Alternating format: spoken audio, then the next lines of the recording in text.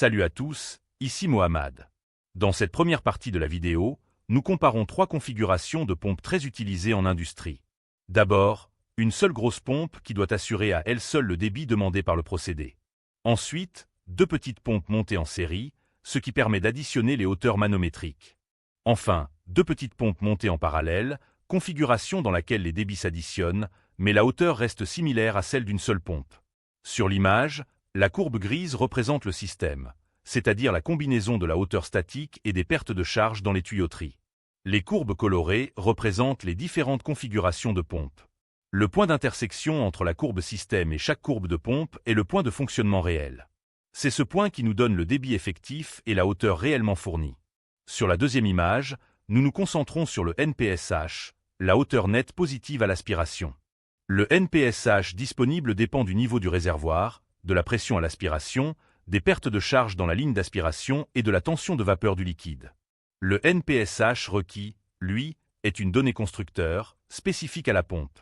Pour éviter la cavitation, il faut que le NPSH disponible reste supérieur au NPSH requis avec une marge de sécurité suffisante. Dans l'exemple, la grosse pompe a une marge NPSH très faible, presque nulle, ce qui la rend sensible à la cavitation. En revanche, deux petites pompes en série peuvent offrir une marge NPSH plus confortable, car la charge est répartie et les conditions d'aspiration peuvent être optimisées.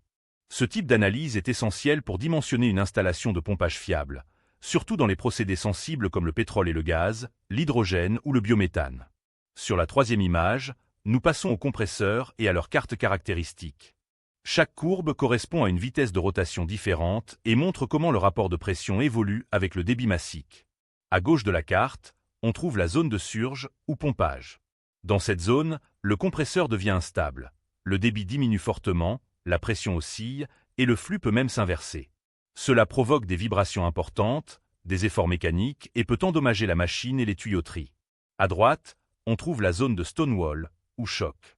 Ici, le débit est maximal, mais le compresseur n'arrive plus à augmenter efficacement le rapport de pression. Le fonctionnement devient énergivore et peu performant. L'objectif de l'ingénieur procédé est donc de garder le compresseur dans une zone stable, entre le surge et le Stonewall, là où le rendement est bon et la machine est fiable. Si ce type de contenu t'intéresse, n'oublie pas de t'abonner à la chaîne, de laisser un like et de partager la vidéo.